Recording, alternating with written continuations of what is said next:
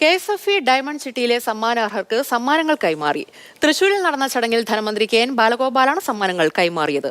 KSFE Perinjanam ശാഖയിലെ ചിട്ടി വരിക്കാരനായ ആദർശിന് 25 ലക്ഷം രൂപയുടെയും മുതുകുളം ശാഖയിലെ ചിട്ടി വരിക്കാരനായിരുന്ന സരസന് 15 ലക്ഷം രൂപയുടെയും ചെക്കുകളാണ് ധനമന്ത്രി കൈമാറിയത്. KSFE മാതൃകാ സ്ഥാപനമാണെന്നും നിരവധി സംസ്ഥാനങ്ങളിൽ നിന്നും KSFEയുടെ പ്രവർത്തനം പഠിക്കാൻ സംഘങ്ങൾ എത്താറുണ്ടെന്നും മന്ത്രി പറഞ്ഞു. KSFEയുടെ തൃശൂരിലെ കോർപ്പറേറ്റ് ഓഫീസിൽ വെച്ചായിരുന്നു ചടങ്ങ്. KSFE chairman K. വരദരാജൻ അധ്യക്ഷത വഹിച്ചു. മാനേജിംഗ് ഡയറക്ടർ ഡോക്ടർ സനിൽ SKയും ജനറൽ മാനേജർ P. ശ്രീകുമാറും മറ്റ് ഡയറക്ടർമാരും പങ്കെടുത്തു. KSFE കേരളത്തിലെ ഏറ്റവും പ്രധാനപ്പെട്ട ബ്രാൻഡ് നെയിമുകളിൽ ഒന്നാണ്. സാമ്പത്തിക രംഗത്ത്, പ്രത്യേകിച്ചും ചിട്ടി ബിസിനസിന്റെ രംഗത്ത് KSFE ഇന്ത്യയിൽ തന്നെ ഒരു മാതൃകയാണ്. എല്ലാവരും ശ്രദ്ധാപൂർവം വീക്ഷിക്കുന്ന ഒരു പ്രസ്ഥാനമാണ്.